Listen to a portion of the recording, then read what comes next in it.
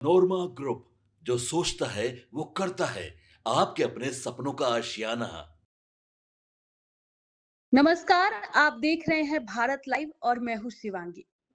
दोस्तों, 15 अप्रैल 2026 को जब सम्राट चौधरी ने बिहार के मुख्यमंत्री पद की कमान संभाली, तो कहा गया कि बिहार में एक नए युग की शुरुआत हो चुकी है। लेकिन पिछले कुछ महीनों से जो कुछ भी घटा है, चाहे वो सम्राट चौधरी के लिए गए प्रशासनिक फैसले हो, या फिर 17 जून का भोजपुर का चर्चित भरत तिवारी एनकाउंटर मामला और भी कई सारे एनकाउंटर मामला, उसने बिहार की सियासत में एक बहुत बड़ा बवंडर खड़ा कर दिया है। भरत तिवारी मामले के बाद से मुख्यमंत्री सम्राट चौधरी की मुश्किलें दिन ब दिन बढ़ती ही जा रही है। लेकिन इस पूरे सियासी दंगल के बीच देश भर के राजनीतिक पंडितों की नजरें जिस शख्स पर टिक गई है, वो है नीतीश कुमार। वही नीतीश कुमार, जिन्हें केंद्र में भेजने और बिहार की सक्रिय राजनीति से दूर करने का प्लान बनाया जा रहा था, वो प्लान अब पूरी तरह फेल होता दिखाई दे रहा है। इतना ही नहीं, खबरें तो यहाँ तक आ रही है कि नीतीश कुमार अब सिर्फ बिहार ही नहीं, बल्कि बिहार के बाहर भी बड़े बड़े रणनीतिकारों की नींद उड़ाने वाले हैं। तो इस पूरे सियासी चक्रव्यूह के पर्दे के पीछे की असली स्क्रिप्ट क्या है? क्या है नीतीश कुमार का प्लान? क्या सम्राट की कुर्सी पर खतरा नजर आ रहा है, और किसकी वजह से? सब कुछ जानेंगे आज हम। हमारे साथ जुड़े हैं बाबा। बाबा, आपका बहुत बहुत स्वागत है। धन्यवाद शिवांगी। बाबा, जब से बिहार में बीजेपी के नेतृत्व वाली सम्राट चौधरी की सरकार बनी है, उनके फैसलों और इतिहास को लेकर लगातार सवाल उठ रहे हैं। और भरत तिवारी एनकाउंटर के मामले के बाद तो खुद उनकी सहयोगी पार्टी और यहाँ तक कि जेडीयू के नेता संजय झा तक इस पर गंभीर सवाल उठा दिए हैं। विपक्ष तो हमलावर है ही पहले से। ऐसे में गलियारों में चर्चा तेज है कि सम्राट चौधरी की कुर्सी पर अब खतरा मंडराने लगा है।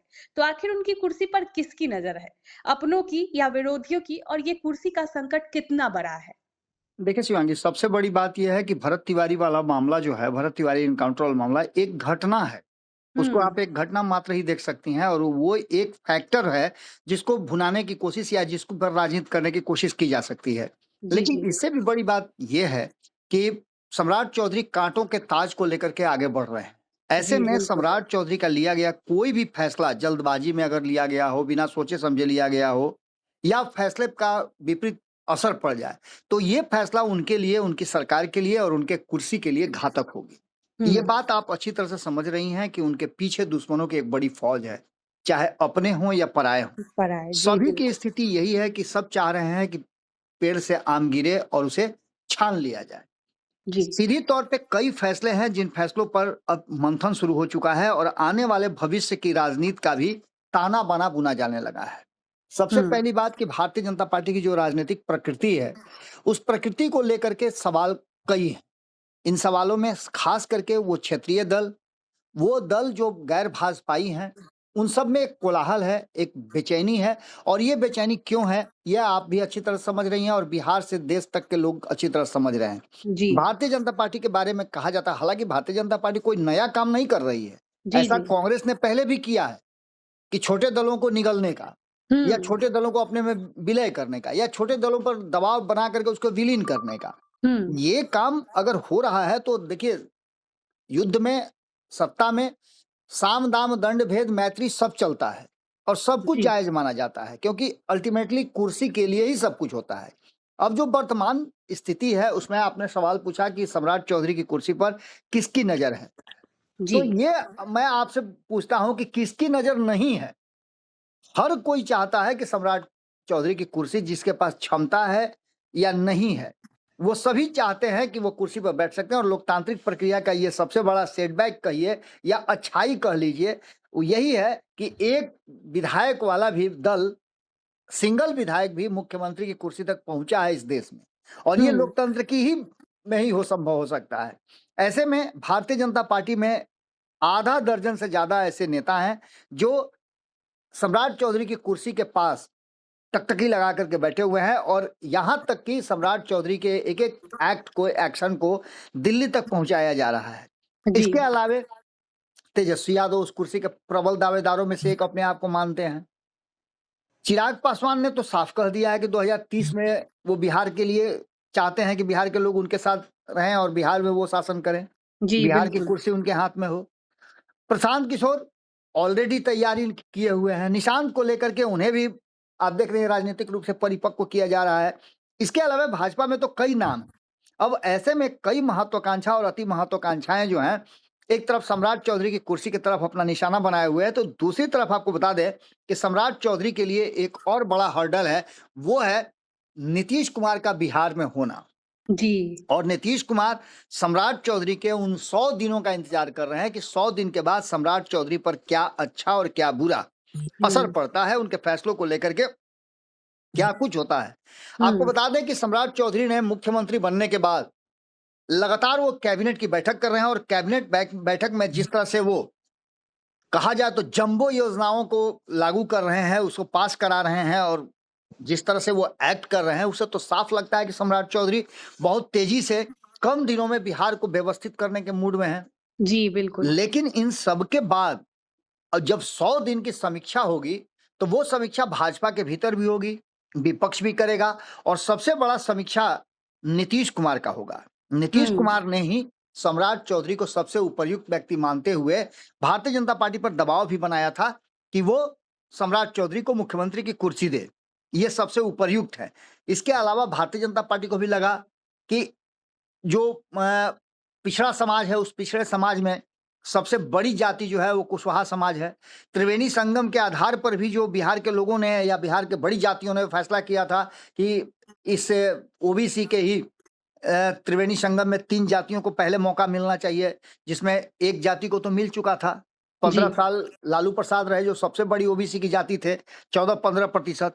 दूसरी बार जब कुशवाहा का नंबर था तो कुर्मी को दे दिया गया, नीतीश कुमार को सबसे उपयुक्त उन्हें माना गया, और कुशवाहा कुर्मी मिला करके जो 7-8% बताते हैं वो हो गए। नीतीश कुमार के 20 साल के बाद अब नंबर तो आप समझ ही रहे हैं कुशवाहा का था, और उसमें कई लोग लाइन में खड़े थे, जैसे उपेंद्र कुशवाहा लाइन में खड़े थे, और भी कई लोग कुशवाहा समाज से थे। लेकिन सम्राट चौधरी ने अचानक जिस तरह से 2-3 सालों में अपना कद बढ़ाया और जिस तरह से एक्ट कर रहे थे, वो सबके आंखों के नजदीक पहुंच गए, और उन पर एक दाव लगाने के लिए नीतीश कुमार ने भी फैसला लिया। नतीजा कि वो जो आपका त्रिवेणी संगम था वो पूरा हो गया है। लेकिन इन सबके बावजूद 100 दिन के कार्यों को लेकर के जिस तरह से समीक्षा करेंगे नीतीश कुमार, वो काफी अहम है। इस समीक्षा के बाद क्या कुछ निकल के सामने आता है, गठबंधन का दबाव होगा, इसमें प्रशासनिक चुनौतियां भी हैं। 4.5 लाख खाली सरकारी पदों को भरने की भी योजना है, तो 1 करोड़ नीतीश कुमार ने लोगों को रोजगार और नौकरी देने का वादा किया है, वो भी एक बड़ा हर्डल है, उसको भी पार करना है। क्योंकि उसको लेकर के जो सम्राट चौधरी एक्ट कर रहे हैं, आपने देखा होगा कि इंफ्रास्ट्रक्चर की बात हो या निवेशकों को बिहार बिल्कुल निवेशकों को बिहार बुलाने की बात हो, कानून व्यवस्था के लिए चाहे उनको एग्रेसिव होकर के, बदनाम होकर के भी कानून व्यवस्था को दुरुस्त करना हो, वो उसमें लगे हुए हैं। और ये कहीं ना कहीं इस बात की तरफ इशारा करता है कि सम्राट चौधरी एग्रेसिव निर्णय तो कर रहे हैं, लेकिन सबसे बड़ी बात यह है कि अभी हाल फिलहाल में कई राज्यों में चुनाव होने हैं। पंजाब में चुनाव होना है, उत्तर प्रदेश में चुनाव होना है, इसके अलावा गुजरात में चुनाव होना है।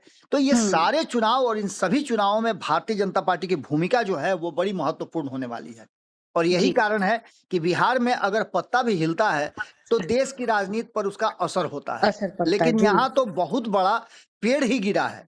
आपने बताया शुरू में ही कि भरत तिवारी वाला मामला छोटा मोटा मामला नहीं अब रह गया है, ये बहुत बड़ा मामला बन गया है, और इसको लेकर के अब बिहार के एक छोटे से गांव से होता हुआ ये मामला जो है जमैनिया से निकला, जमैनिया से निकलने के बाद बेलौटी आया, और बेलौटी से होता हुआ ये पटना, और पटना से लेकर के दिल्ली तक में हलचल मचाए हुए है। यहाँ तक कि अब ये भी संशय लोगों के मन में है, संदेह है सत्ता में बैठे लोगों को कि कहीं इसे मानवाधिकार आयोग और बड़े पैमाने पर न ले ले। तो इन सभी बातों से कहीं ना कहीं निश्चित रूप से एक बड़े पेड़ के गिरने की सुगबुगाहट है, और इसका डर मोदी और योगी दोनों को है, क्योंकि सबसे बड़ी कुर्सी पे प्रधानमंत्री नरेंद्र मोदी हैं, तो उसके बाद सबसे बड़े राज्य की कुर्सी पर योगी आदित्यनाथ हैं। ये दोनों ही जो हैं कहीं ना कहीं अभी स्टेक पर हैं, इन पर सबकी नजर है, और ये बिहार वाला जो खेल है वो कहीं ना कहीं खेल गड़बड़ा सकता है। अब इस बीच में आपने देखा होगा कि एक्शन में प्रशांत किशोर भी हैं, एक्शन में तेजस्वी यादव भी हैं। एक दिन पहले ही आपने देखा कि 5 तारीख को उनकी पार्टी का स्थापना दिवस था, 4 दिन पहले ही उन्होंने मना लिया, और इसको स्थापना दिवस सप्ताह के रूप में मनाया जाने लगा।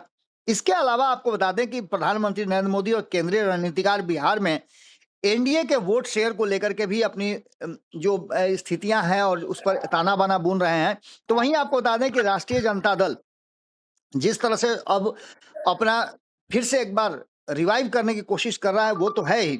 इसके जी। अनुसार आपको बता दें कि बिहार में जिस तरह की परिस्थितियां उत्पन्न हुई हैं उसमें बिहार की सिर्फ 40 सीटों पर, लोकसभा सीटों की बात मत कीजिए 2029 में, इसका असर जो है हो सकता है कि अगर परिसीमन हो जाए तो परिसीमन के बाद बिहार में 70 सीटों से 80 सीटों के आसपास हो सकता है, जस्ट डबल के आसपास। जी।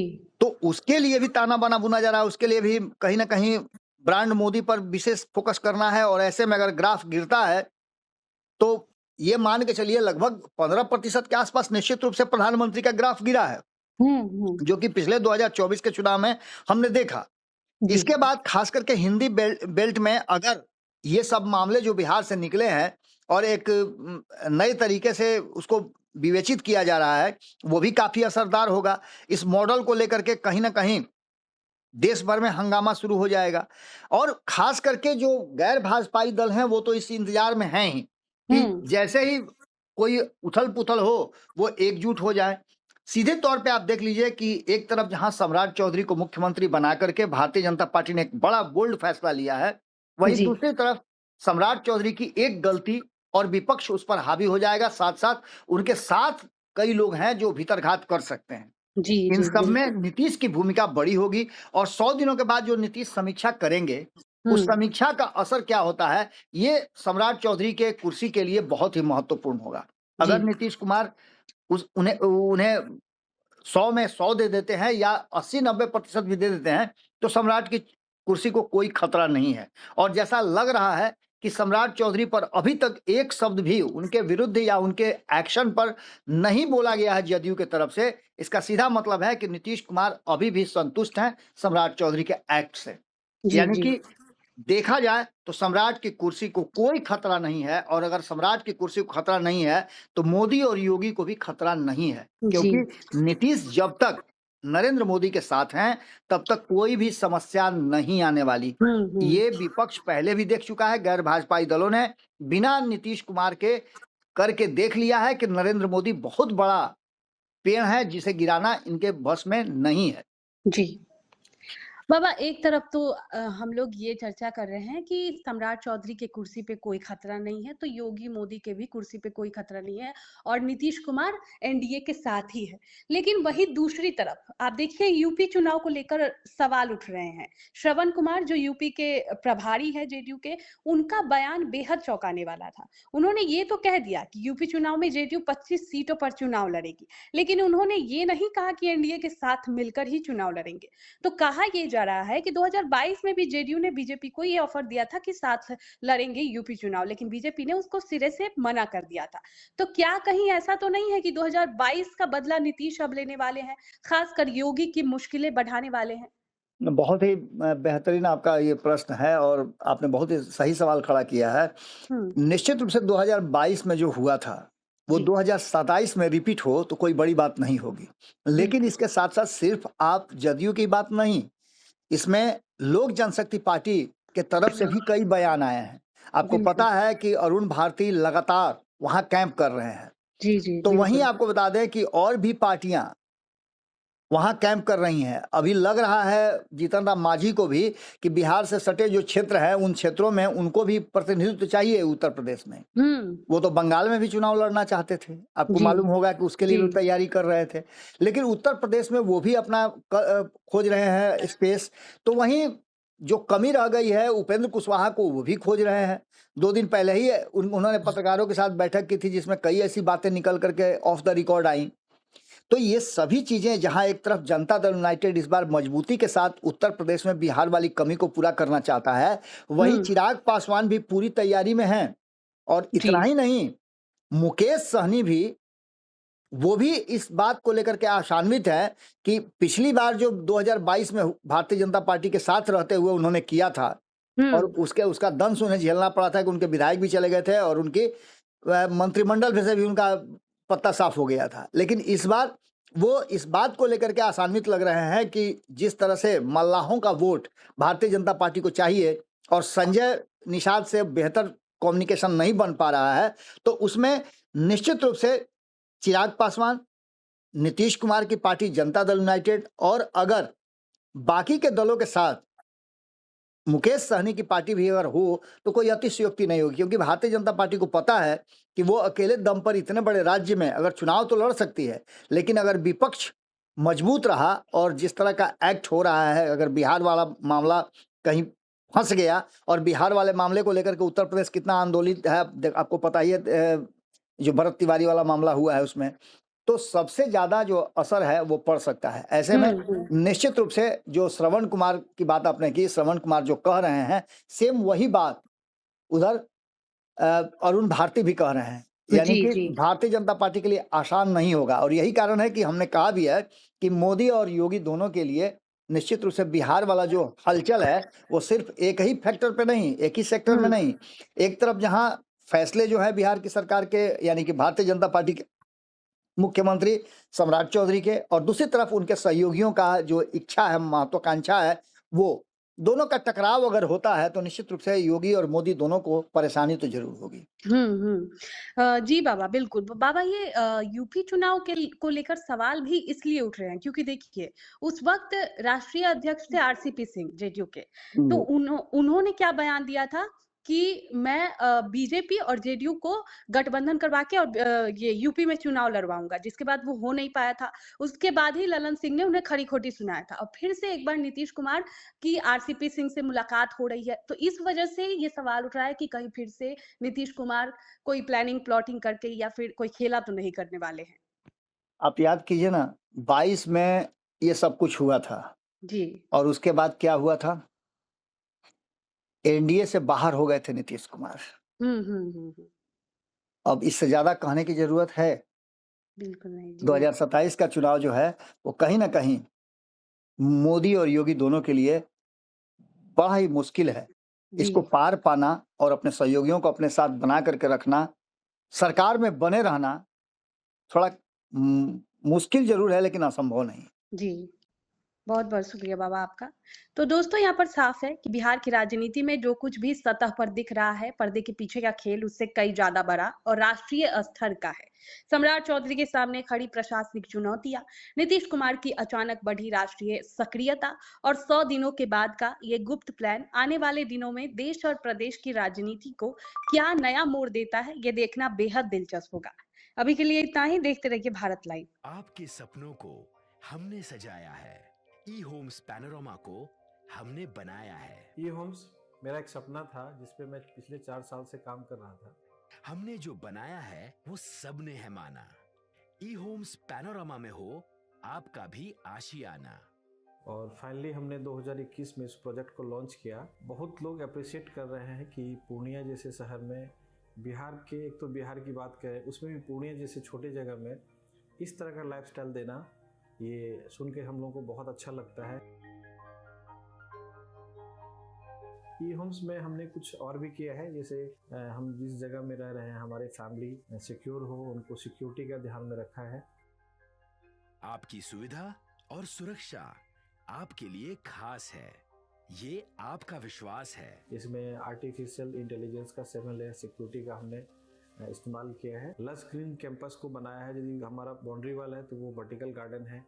ये जितनी भी फैसिलिटी होता है एक इंटरनेशनल टाउनशिप में ई होम्स है, ये हम लोग विश्वास नहीं कर पा रहे हैं। जो भी हमारे मित्र दोस्त या जो भी हमारे बाहर के बाहर आते हैं तो हम लोगों को बहुत अच्छा सुनने को मिलता है और बहुत अच्छा क्रेडिट मिल रहा है। वो सारा हमने सिर्फ एक बिल्डिंग नहीं बनाया, हमें एक बहुत अच्छा लाइफस्टाइल दिया ई होम्स में, और मेरा एक सपना था जिसको मैं आज फुलफिल होते हुए देख रहा हूँ।